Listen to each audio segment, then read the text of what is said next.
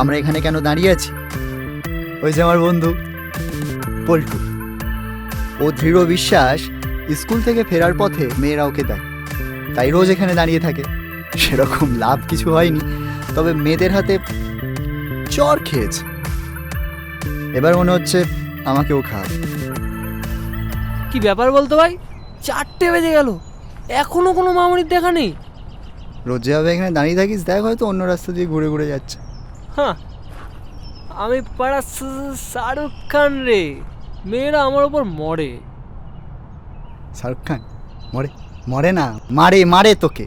আমার পড়তে বসতে হবে, পরীক্ষা আছে, সর। হ্যাঁ, তোরা না এই পড়া করেই না শৈশবটাকে নষ্ট করে দিচ্ছিস।